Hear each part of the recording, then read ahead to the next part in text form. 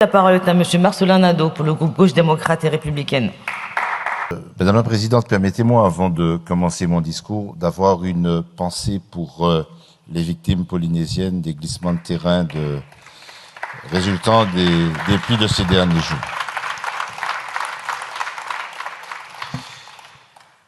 Madame la Ministre, Monsieur le Président de la Commission, Monsieur le rapporteur, cher Perceval, cher ami, Mesdames et Messieurs les députés, chers collègues.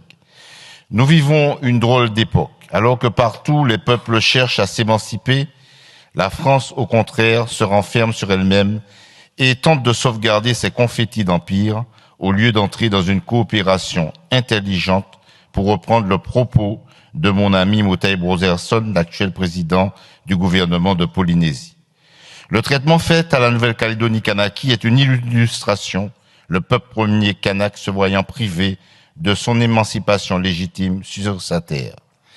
Il en est de même en Polynésie ou encore en Martinique, pays où le traitement de la crise sociale de la vie chère est des plus contestables.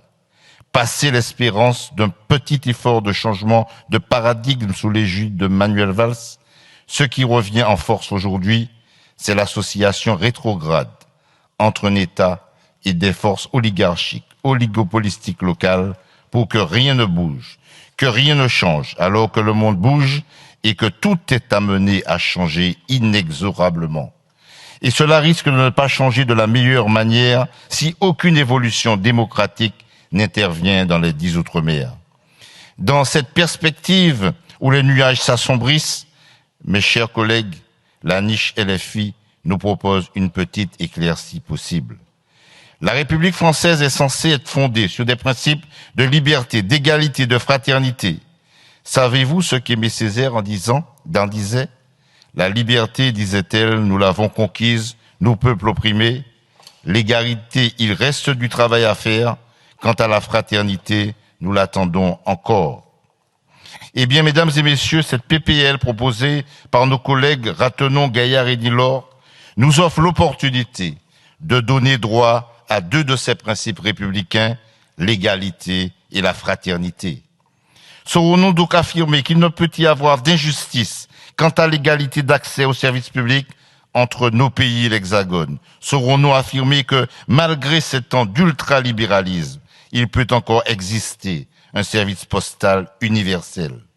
La vie chère est une réalité que les citoyennes et les citoyens de nos territoires subissent comme un joug organisé par les oligopoles économiques locaux soutenus par l'État.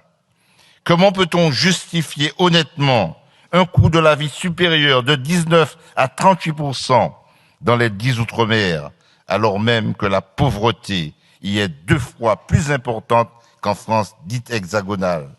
Comment peut-on admettre que les retraites agricoles n'y dépassent pas souvent les 400 € et que les revenus globaux soient inférieurs à 1420 € par mois, soit près d'un tiers inférieur à ceux de la dite métropole?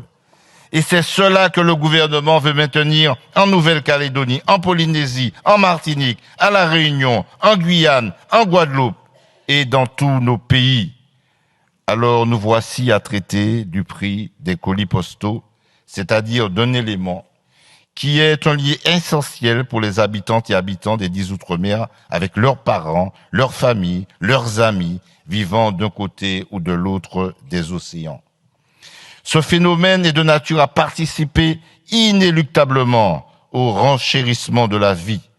En effet, le colis postal entre 1 et 2 kilos est de 10,70 € lorsqu'il circule uniquement dans la France dite hexagonale, de 22,70 € pour un transfert entre les Outre-mer et la France continentale, le double donc, et c'est le triple, soit 27,25 € pour un envoi de France hexagonale vers les 10 Outre-mer.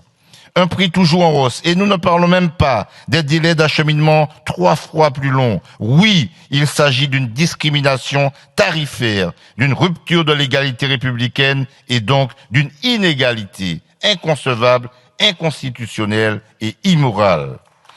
La délégation aux Outre-mer de l'Assemblée nationale a constaté unanimement ce phénomène. Cette PPL reprend ces recommandations en modifiant l'article L1 du Code des postes et communications électroniques afin d'étendre, et je cite, le tarif unique des services postaux sur l'ensemble du territoire national et de généraliser la péréquation tarifaire à l'ensemble des usagères et des usagers du service postal universel où qu'il soit. Elle répond cela au principe de la République précédemment évoqué. On dira que c'est contraire aux règles européennes. Mes chers collègues, il s'agit aujourd'hui de savoir si la République française veut être fidèle à ses principes fondateurs ou si elle consent à subir les aléas de la mondialisation néolibérale. Quant à nous, nous voterons pour l'égalité en attendant la liberté. Merci, monsieur le député.